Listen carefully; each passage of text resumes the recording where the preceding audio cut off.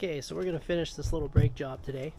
You can see I've got the two, they say left hand side, but I'm gonna call those driver side just because of the way these arms are.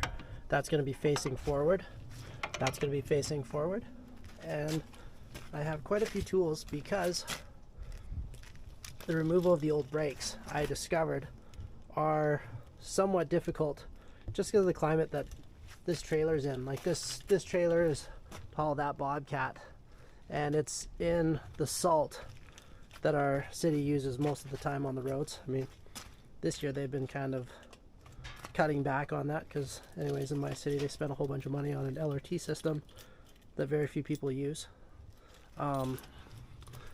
Post-pandemic, maybe that will change slightly, we'll see. But it's a huge amount of the city budget to the point that they're not able to offer the standard services that they used to. So anyways, I'm gonna grab these tools and we're gonna go do some work. I'm gonna put that guy down right there. Actually, you know what, I'm gonna carry this. I don't really feel like dropping the camera by accident. So anyways, just a little bit of a project. And today I have my truck, so I'm going to use it as a tool cart instead of a wheelbarrow. When I don't have my truck, if I'm using my wife's car for any reason, I would bring the wheelbarrow to the truck or to the piece of equipment that I'm working on. Today, I do have it. So I've got a little bit more wiring to do to finish, and I'm going to set that up. And I think I've got everything that I need, other than I've got to run an extension cord. I probably should shut my truck off.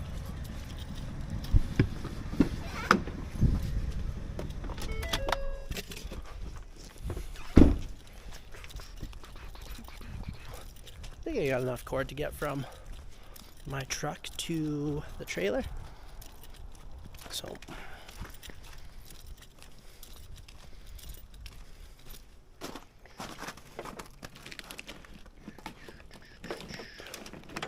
lots of cord, but it's all rat's nested together. Didn't plan that very well. Whoops. And it's all the same color. And I've got some kind of wicked cough. I don't know if that's thanks to those stupid COVID shots that we all had to get to work in Canada or not, but anyways, I digress.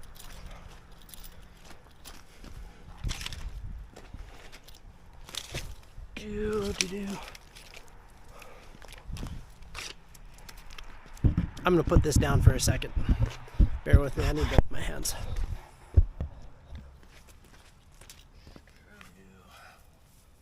And you know what? I want gloves too, because I used to not care. Now that I'm married, my wife cares that my hands aren't disgusting and covered in calluses, and generally it is uncomfortable. I'm not gonna lie, it's not nice to have rough hands all the time. That was a world I lived in for at least 20 years, working on the drilling rigs and doing construction work and what have you. So I've got these handy dandy Vulcan nitrile gloves.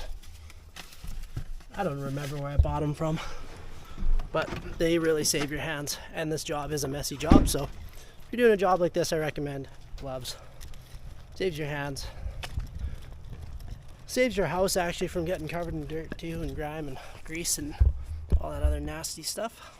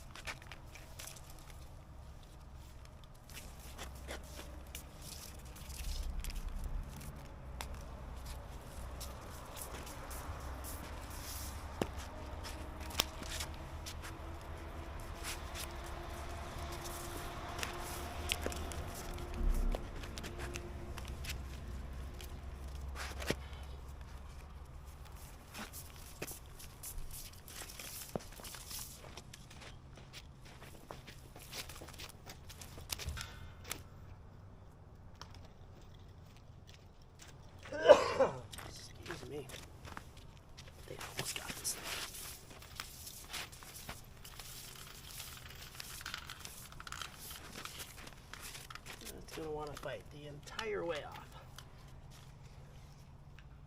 My own fault. I shouldn't have had it strung like I did. There are better ways. So we got our bead.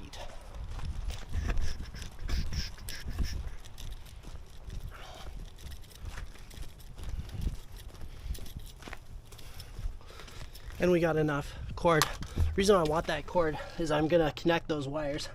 And I've done some research online and discovered that I think that it doesn't matter how they're connected, but I'm gonna test that once I've got them connected with the brake controller on the truck, just to verify that they are in fact braking.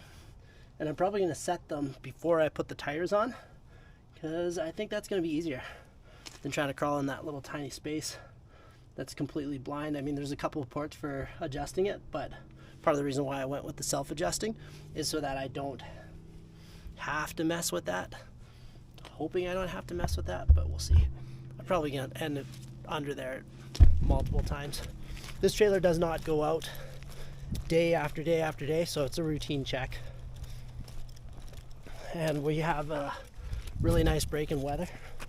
It's usually really cold here in January, but today we're in plus temperatures. Yeah, so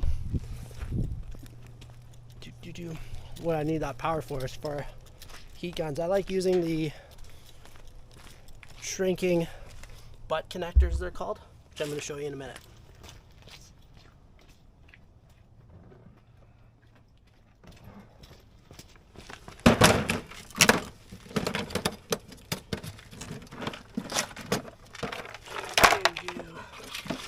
So I got this handy dandy kit right here, and in here these are called automotive butt connectors, but you can get them at hardware stores. I think Home Depot even sells them.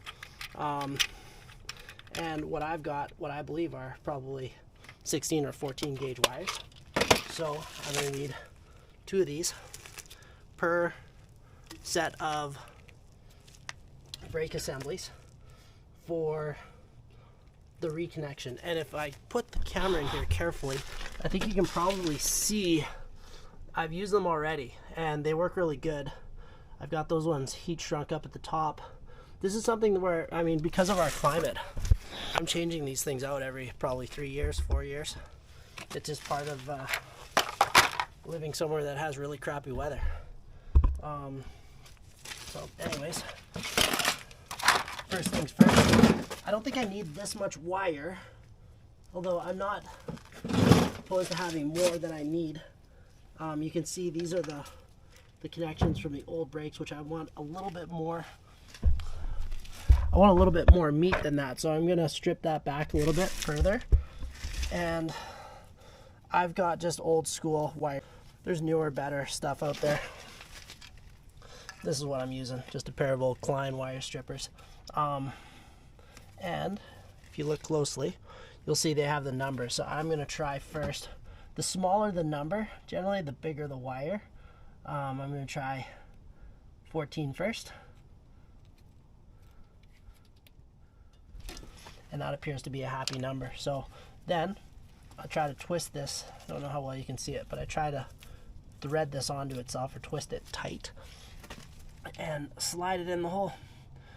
And then I take my handy dandy, I don't remember what this tool is actually called, crimper or whatever you, but I'm going to squish this in place, but that's not done yet. So that's one on the main, and I'm doing this on the brake side with the wires so that I don't have any real adjustment on. This is the length they are, and I get what I get and I don't get upset basically. Which there's plenty of wire there, but you definitely don't want to be cutting this wire when you're doing your adjustment, because you don't have any real room for error there. You can cut the wires on the old ones without too much issue. Okay, so I've got 14. Let me go down a little bit there. It's interesting. I wonder if they're different sizes, and if that's a tell. We'll find out, because I'm going to test these obviously before I put this truck on the road, or this trailer on the road rather, to make sure that they are in fact working. Hopefully I don't have to switch them. And I might even test them before I properly connect them, because I might be able to do that.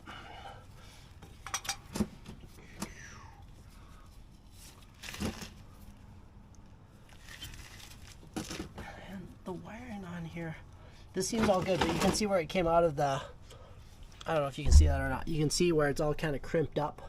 That's where it was sitting, going through the old backing plate to the old brake assembly for the manual style. So I'm actually I'm going to cut that off because I don't need that much. And I don't know if there's any sort of stretching in the wires that can happen. So I'm going to cut that off. And I'm going to strip these and strip them back to about there. Strip this guy back.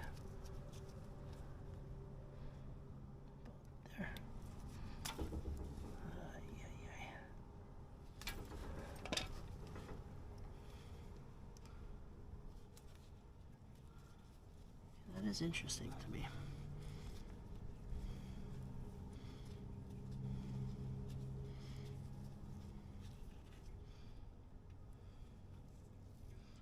It seemed to me that one just has slightly more than the other, but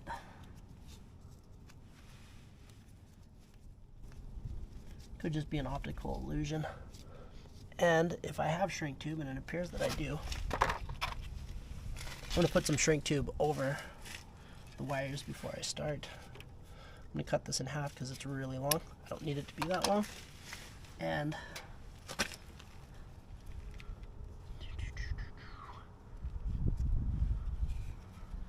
boy, oh boy, oh boy, oh boy.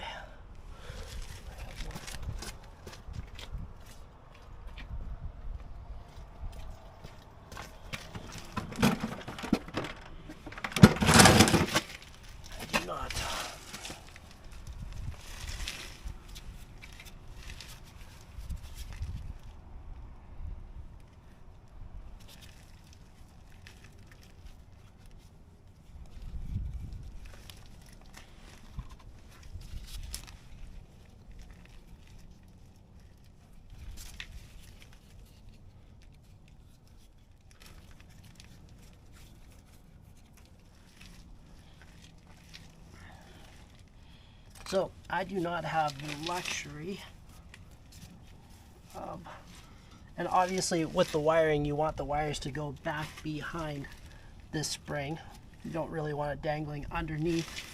Heaven forbid something were to happen to your trailer. So I'm going to go up and over, and then I'm going to zip tie it to the axle so that it's nicely secured and tucked away out of harm. And that way it can't get pinched or something can happen to it after the fact. Okay, so you squish that guy on. Next.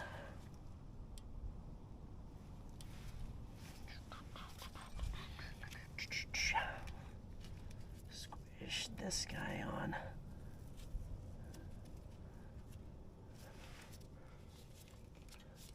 Okay, now one of the funnest things about this job.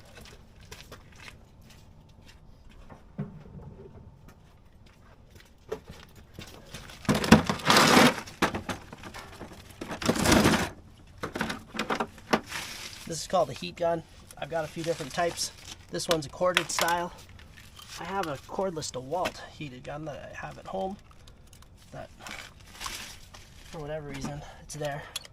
I must have needed it, forgot it there, but this is cool. Okay, check this out. So as the heat hits that, that's going to start shrinking to the wire.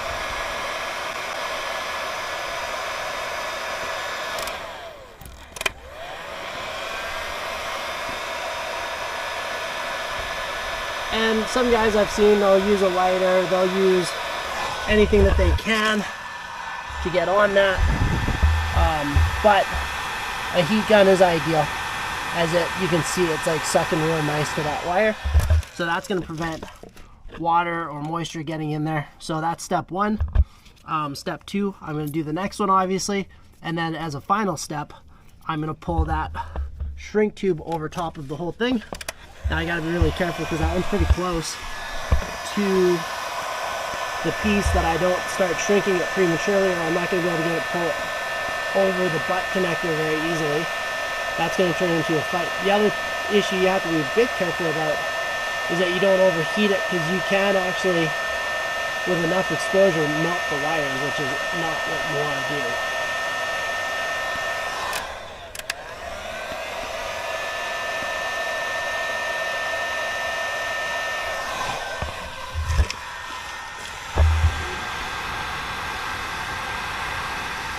Okay, so give that a minute to cool off. So that's going to be good and hot. Then I'm going to slide the, I mean, I could have cut it back here actually. Somebody in the comments is probably going to be like, why didn't you cut it back there, Dodo Head? Well, it was getting good connectivity before I did the brakes, so I don't see that being an issue, but if it is an issue, I might have to redo it. Hopefully not. For demonstration purposes in this video, you're getting the idea. And if you are getting this style of butt connector, you have to obviously make sure that they're heat shrinkable. There's the standard style that you just clamp down, and that's what a lot of guys used to use. I know that's what I used to use before I knew a little bit more about automotive and electrical and water potential issues. So now I've got those slid over, and again, those will shrink down too for just another layer of protection. Now, hopefully they're not too big. Definitely don't want to go too big. And I can see already I did a little screw up there. I should have had it a little further over that butt connector to protect that wire a little better.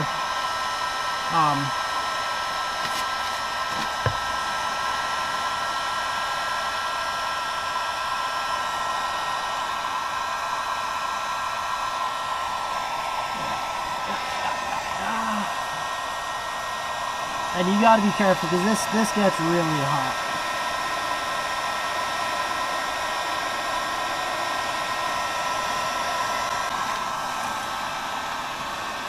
I would say that I probably didn't use the right size of shrink tube. I probably had to go down a size, or should have gone down a size. It's still protected through the butt connector. Originally this is like kind of another layer of protection. Other guys will solder it, and soldering is probably superior, but it's a skill. And if you're not good at soldering, I'm not going to say that I'm not good at it, but for all intents and purposes, I've been running this trailer up and down the road with a 10,000 pound trailer here, there, and everywhere in my area, and I've never had an issue with this. So some guys might have issues with their soldering. I've never had an issue with this, ever. So I'm going to say that that's connected, and now I'm actually going to connect the truck to the trailer and just do some preliminary. I'm going to screw this on loose, because obviously I have to repack the bearings and stuff still, and see if I can adjust this. So I'm actually going to stop the video here and restart it once I take off again.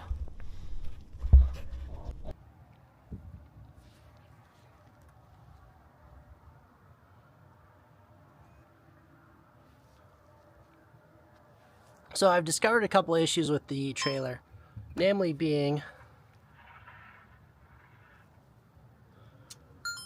the rear axle of this guy is working properly. This guy here isn't getting power for some strange reason. I went under this side, found a wire that was squished. I fixed that wire, thinking that that would solve the problem, but it hasn't yet. So I'm off to the drawing board, and I'm a little bit confused, but I've capped that one. I can put the wheel back on. That one's done. So I'm happy with that. And in order to protect the threads, I know I've kind of beat it like a flogged horse, or dead horse, or whatever the saying is, because we're in crappy climate.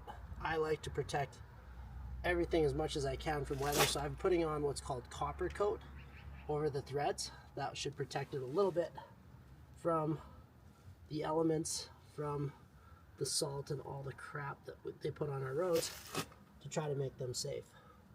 So now that that's done, the wheel can go on. And the wheels are hurting. They're fine. The wheels mechanically are fine, but this entire trailer could use a sandblasting. And what I have found is I've gone to this style of tire. It's a load rage. What does it say on here? They don't go flat like the typical trailer tires that come out. These are 14 PR load range G. So it's a heavier tire for the trailer, but what I have found is they're not nearly as susceptible to going flat. They're a lot nicer tire. And I'm going to fight with this on camera.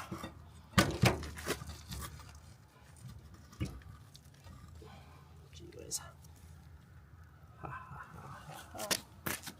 Sometimes I need a little leverage.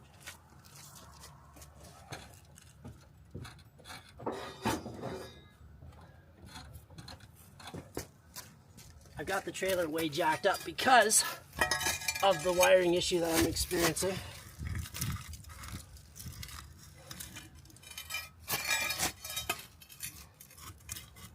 Come on.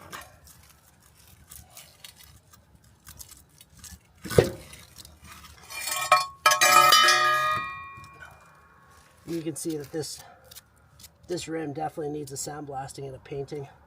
That'll probably be in a future video where I'll do that. But for now, we got a lot of winter still, and in the meantime, it's not like it's going to get any better. And pretty soon, I don't think we got weather coming right away, but there's definitely going to be more snow on the horizon, and that's what I need this trailer for.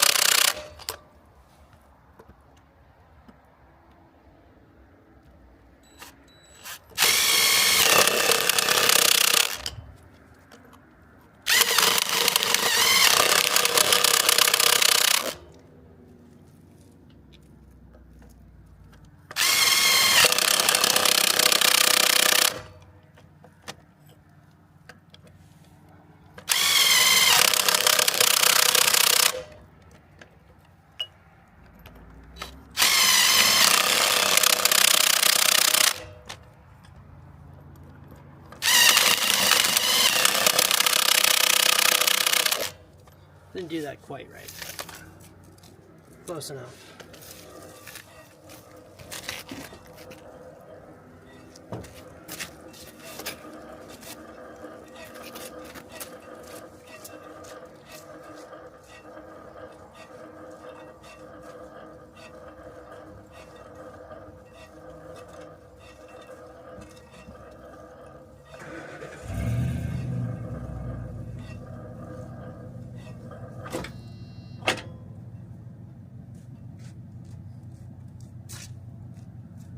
Because I'm filming this alone, that one more time.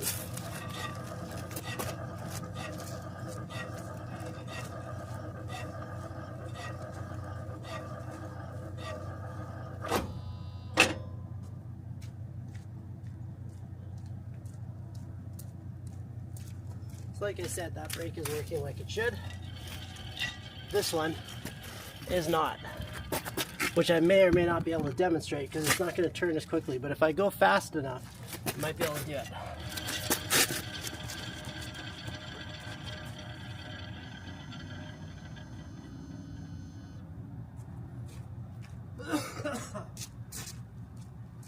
So I gave full power to the brakes on the switch inside the truck, and that is still not getting any action. So got a little bit more head scratching to do as to why that is happening, and I may splice power from that power supply to this one in case the wire somewhere there's an internal issue, because I know I have power there. I don't like doing that. So ideally I'd like to find the problem, but for now that's where I'm at.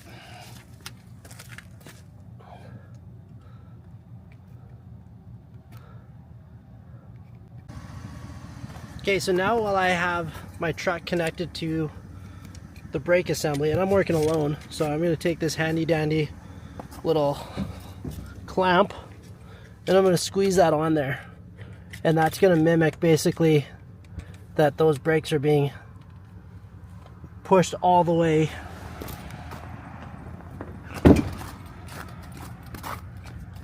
tight. And now I'm just going to walk over and see if these brakes, I can hear a humming, like they are trying to send power. I can hear the power going to them. So let's just have a little see.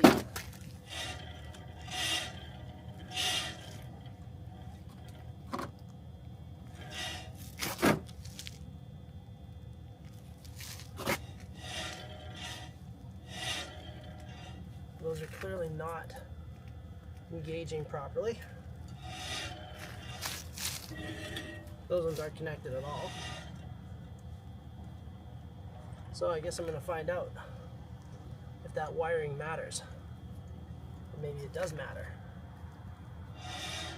because those should be holding pressure to the brakes right now, and they aren't.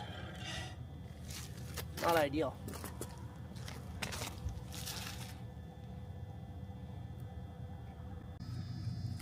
Okay, so I'm happy to report I've got brake action now going on both. Let's demonstrate.